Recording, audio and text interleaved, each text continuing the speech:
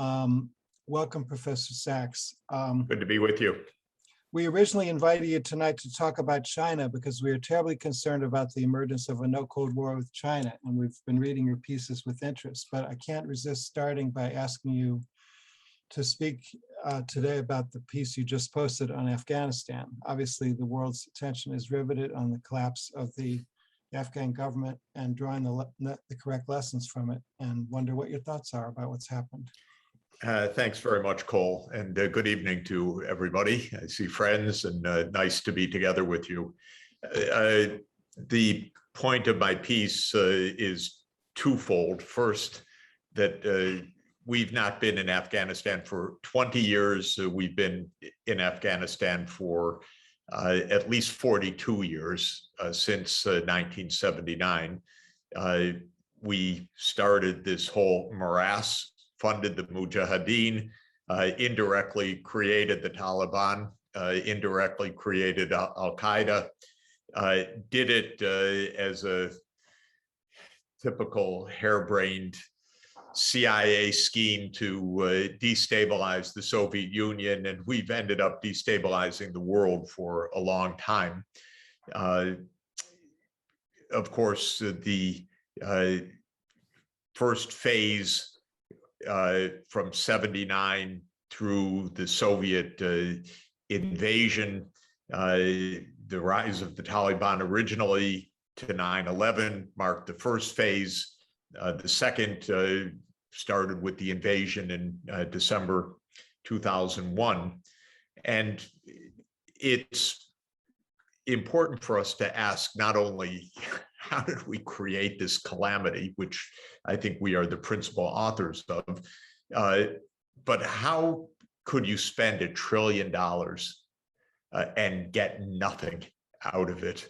And that is a fascinating question, because it's almost impossible to waste $1 trillion in Afghanistan. We could have created a wealthy society many times over, and of course did nothing of the sort. So the second theme of this piece today is, where did that money go?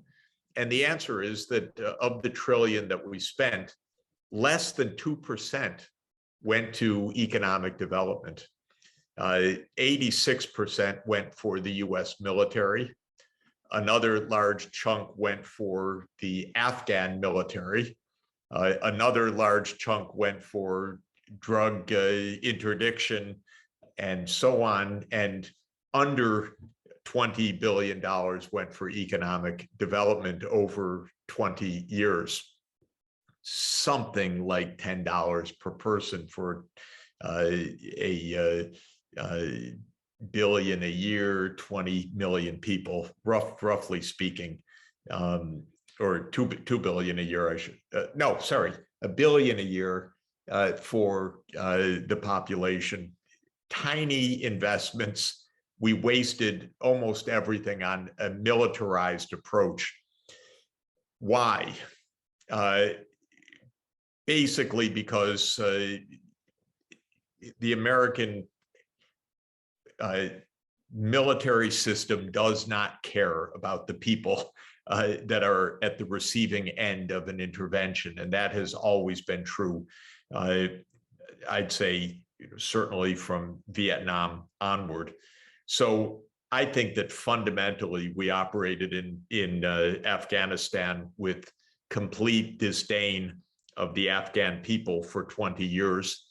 It was never, our leaders take great pride in promoting the idea we're not nation building, as if that would be the most horrible thing in the world. But what it means, as President Biden said it yesterday and has been repeated, and the Wall Street Journal chortled this today, we're not there because we care about other people. That would be a waste of our money.